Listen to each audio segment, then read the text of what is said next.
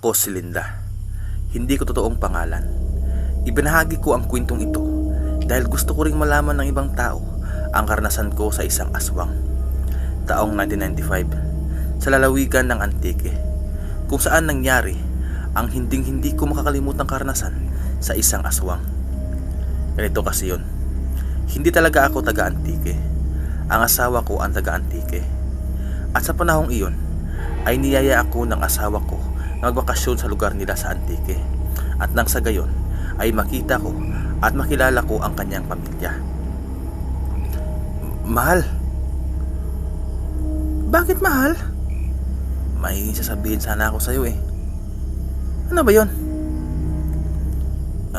Mahal. Gusto ko sanang magbakasyon tayo sa lugar kung saan ako lumaki. Sa Antique? Oo. Namimiss ko na kasi ang pamilya ko doon.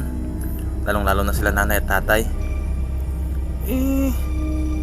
Paano ang trabaho mo dito kung magbakasyon tayo? Mahal, nag-file na ako ng leave kanina at pinayagan kaagad ako. Ganon ba? Kailan mo balak umalis para magbakasyon? Bukas sana. At nang sa gayon ay mailang araw ako para makasama ang pamilya ko. Pero buntis ako. Hindi ba tayo mahihirapan sa biyahe? Hindi naman siguro. Sige, ikaw ang bahala. Kinaumagahan ay umalis na kaagad kami para tumungo sa terminal ng bus para papuntang Antique. At dahil sa hindi pa ganon karami ang mga bus na bumabiyahe sa panahong iyon, ay nagantay kami ng mahigit 4 na oras bago dumating ang isang bus na masasakyan namin. To make story short, ay dumating kami sa Antique ng alas 5 ng hapon at nasa 6 na oras din ang binyahe namin. At pagaba namin sa terminal ng bus ay may isang lalaki ang kaagad na lumapit sa akin. Busing at miss, walang galang na po. Magtatanong sana ako kung naghahanap pa kayo ng tricycle na masasakyan. Nagkapasada po kasi ako eh. Habang nag-uusap ang asawa ko at ang lalaking lumapit sa amin, ay bigla ako nakaramdam ng hilab ng aking tiyan. Mahal, baka pwedeng kumain muna tayo. Nagugutom na kasi ako eh. Sige mahal. Manong, pasensya ka na. Kakain pa kasi kami. Walang problema, bossing. Maghihintay ako. Hihintayin ko kayo hanggat matapos kayong kumain. Wag na po siguro, Manong. Nakakahiya naman po kung hihintayin mo pa kami. Ano ka ba naman, Iya? Hindi ka dapat mahiya sa akin. Tricycle driver ako. Nagkapasada at pasahero ang hanap ko. Kaya handa ako na hintayin kayo. Ano mahal? Okay lang ba sa'yo na maghintay si Manong sa atin? Naku misis, pumayag ka na. Wag mo na lang akong isipin. At isa pa, kapag umalis ako ay mahihirapan na kayong makahanap ng masasakyan. Ano mahal? Sige, okay lang. Matapos ang pag-uusap namin iyon ay kaagad na kaming umalis para maghanap ng karinderya na makakainan namin. Ngunit sa panahong iyon ay sobrang kunti pa lamang ng karinderya.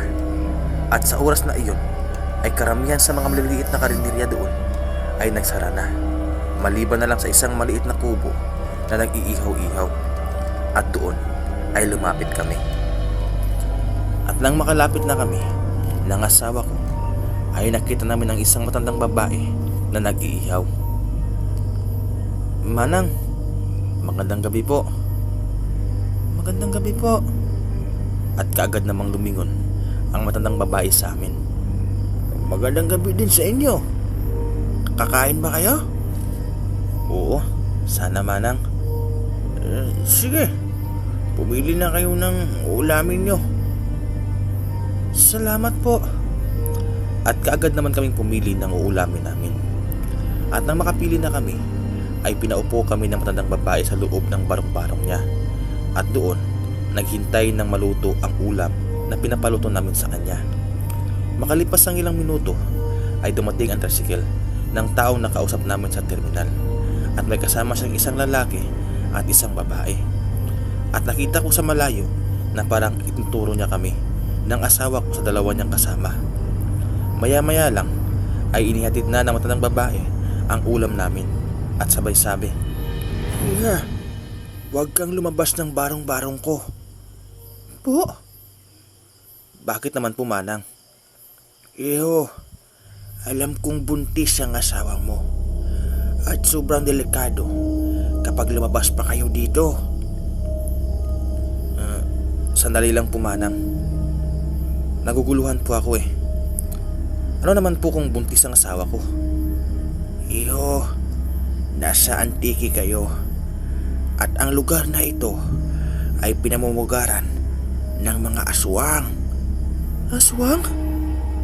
"Manang, wag naman pong takutin ng asawa ko. At isa pa po, taga dito din po ako. Nakikita niyo ba ang tatlong tao na nasa tricycle?" "Oo naman po, Manang. Nakausap ko pa ang isa sa kanila kanina eh." "Tingnan mo nang maigi ang mga mata nila." At dun ay tiningnan ko ng maigi ang mata ng tatlong lalaki. At doon ay tiningnan ko ng maigi ang tatlong taong iyon. "Manang, bakit mapupula ang kanilang mga mata?" "Bakit napula po ang mata nila, Manang?" "Dahil mga aswang sila at ikaw, Iha, ang target nila."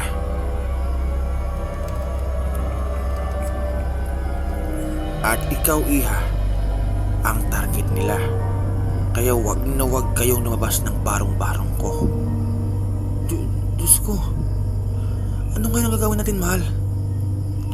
Matapos ang pag-uusap naming iyon, ay kaagad isinira ni Manang ang kanyang maliit na karinderya na isang barong-barong, hanggang sa may narinig kaming ingay sa labas. "Manang, bakit ka naman nagsara ng ganito kaaga? Nandyan pa sa loob ng barong-barong mo ang pasahero ko ah." Iho, pasensya ka na kung pinaghintay kanila. Pamangkin ko ang isa sa kanila kaya bukas ko na lang silang umaga paalisin." "Manang, hindi yan po pwede. Kanina pa ako naghihintay sa kanila. Malabasin mo na sila." "Hindi ko sila palalabasin. Kaya umalis na kayo ng mga kasama mo." Tumagal ang pag-uusap nila, Manang at ang driver ng tricycle ng 20 minuto hanggang sa tuluyan itong napaalis ni Manang at nailigtas niya ang buhay naming mag-asawa at ng anak ko na nasa aking sinapupunan.